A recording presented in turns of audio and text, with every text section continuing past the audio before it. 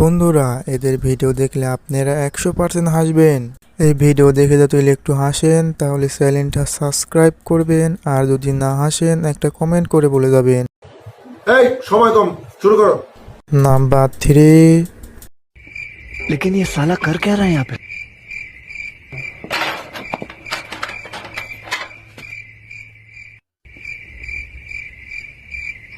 अरे देवा। नहीं सारुण के यहाँ कुछ तो गड़बड़ है।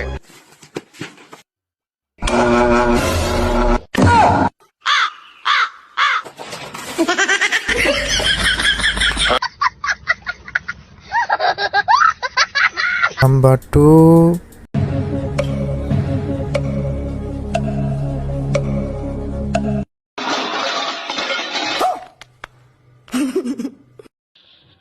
चार अंडा हमारे पास हो, दुई अंडा एकरे पास हो।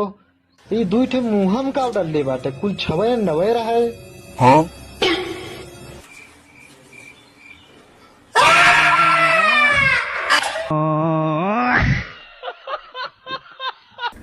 নাম্বার 1।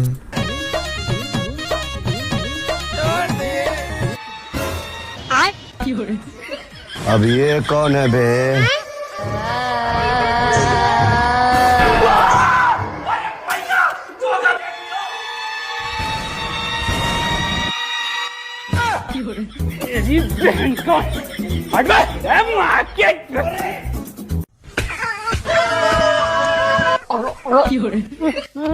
ना चोर दारू पिए के बाद हम हाथी गाड़ मार दे, भूत का मन चीज है।